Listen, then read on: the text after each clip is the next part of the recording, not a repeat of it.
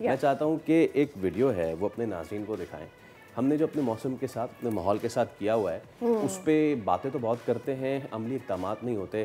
ایک طالب علم ہے, بلوچستان سے ان کا تعلق ہے, انہوں نے ایک انوکھا اور منفرد انداز اپنایا ہے اور یہ بلوچستان کوئٹہ یونیورسٹی کے سامنے انہوں نے ایک پودا لیا ہے اور اس پودے کو انہوں نے اس طرح ڈینوٹ کیا ہے کہ یہ ہماری آکسیجن, اور خدا کا واسطہ وہ وقت نہ لائیں کہ ہم آکسیجن پہ آ جائیں. بائی دا وے آ چکے ہیں ہم آکسیجن پہ, ہم ایکچولی آکسیجن پر آ چکے ہیں اور میرے خیال میں بہت ہی تھاٹفل میسج اس بچے نے شیئر کیا ہے کہ پودے ہماری آکسیجن ہیں, اور اگر آپ پودوں کو ختم کر دیں گے, پودوں کو کاٹ دیں گے اور وہاں کانکریٹ کے جنگل بناتے چلے جائیں گے, تو آپ جس کے لیے یہ کانکریٹ کا جنگل کھڑا کر رہے ہیں اس کے لیے سانس ہوگی تو ہی آپ وہاں پر رہ پائیں گے نا.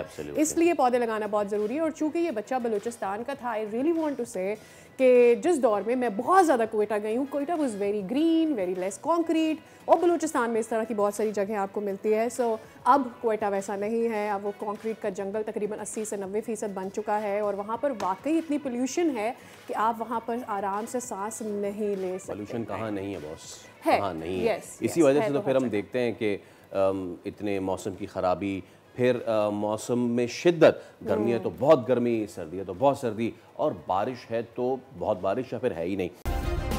سبسکرائب کریں اور بیل دبائیں تاکہ کوئی خبر رہ نہ جائے.